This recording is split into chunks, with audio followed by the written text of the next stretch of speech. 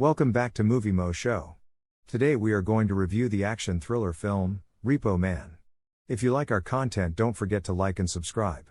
We upload multiple times daily. Spoilers ahead. Artificial organs, perfected by a company called the Union in the year 2025, have supplanted organ transplants. A prospective buyer has the option to apply for an organ that is sold with high interest on credit. A repo man is assigned to reclaim union property if a customer is unable to continue making payments after 3 months. Repossession procedures are severe and bloody, and the consumer frequently perishes as a result.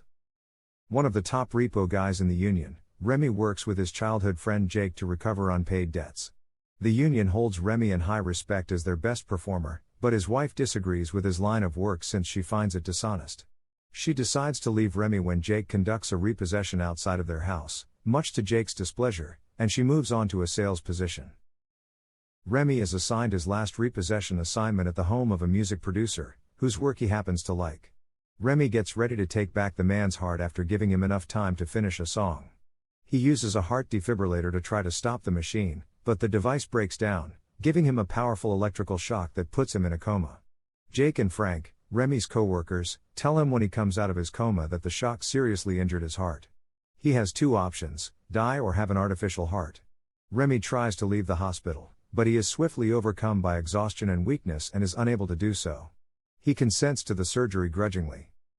Remy returns to work but is unable to do so because, like the people he is repossessing from, he lacks the necessary skills. He makes an effort to move into sales but rapidly falls behind on payments. Jake leads Remy to a nest, which is a group of people who have past due obligations with the union but are evacuating to escape having their property confiscated, on the outskirts of the city. Jake abandons Remy until he can do his job after he is unable to conduct a repossession once more. Remy is ambushed and knocked out by 2 individuals he was supposed to be reclaiming artifacts from. When Remy wakes up, he runs across Beth, whom he had previously met in a pub where she was performing. He learns that she is currently addicted to drugs and that she has several body parts that are past due. Remy brings her to a motel room and remains there with her as she experiences withdrawal. Remy departs unassailable by Jake, returns to Beth, and the 2 leave to live in the suburbs after Jake interrupts his effort to fake Artiforg returns on both of them back at the union's headquarters. For a while, they coexist in relative tranquility. Remy writes a biography of his life and conversion using an ancient typewriter that Beth has discovered. A repo guy comes to retrieve his heart as he completes the task, but as he approaches Remy, he stumbles through a hole Remy had filled in the broken floor and crashes unconscious to the floor below. When the floor gives way, Beth, who is cowering behind the door, also falls and injures her leg once more. Remy observes the repo man approaching and getting ready to tranquilize or tase Beth from above. In an effort to save himself and Beth, Remy drops the bulky typewriter through the floor upon him, crushing his head. Remy goes back into his old job using the repo man's car to get a pair of contraptions that deceive the repo men's organ scanners. When he tries to coerce Frank into clearing his account, he learns that because of his earlier failed attempt, accounts can only be cleared at the central office of the union.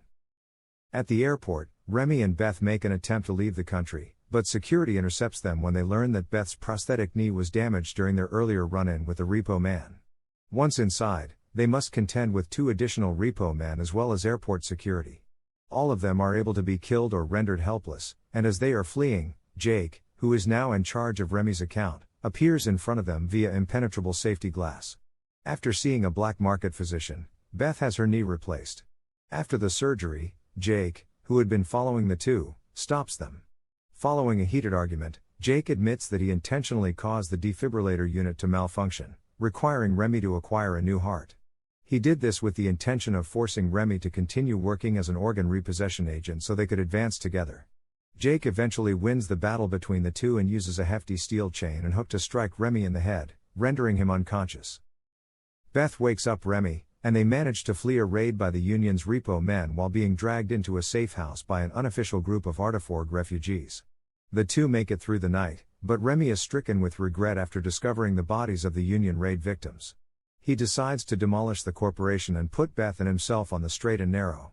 After briefly speaking with his son on a train and sharing his story with him, the 2 journey to the union's headquarters in an effort to escape the system. Following Remy and Beth across the facility, they finally reach the Pink Door, the union's main database, after a fierce struggle with Remy's former co-workers. Just as Jake and Frank show inside, They are able to seal themselves inside by scanning Beth's artificial eye. Once inside, they find that there is only a scanner as the server's only interface. Remy understands that repoing their artiforgs is the only way to get out from under the system. Removing their accounts, Remy and Beth rip themselves open and use the scanner internally. Remy is urgently trying to revive Beth, who has stopped breathing, when Jake and Frank are able to enter using an artificial organ taken from one of the guards Remy killed. Jake inquires of Remy whether she was worth all the suffering and grief he had put himself through, and Remy replies in the affirmative. Frank prepares to murder Remy with a gun, but Jake turns on him and stabs him with a knife. Then, Jake helps Remy revive Beth before dropping 2 explosives inside the organ return unit. The Union's mainframe is destroyed in the explosion, and all client account records are lost from the system. Later, Remy is having fun being free with Beth and Jake on a tropical beach. The Repossession Mambo, a book that contains some of his previous text from the movie, has been released. Instead of turning to face Jake, Remy hears voices and the background flickers.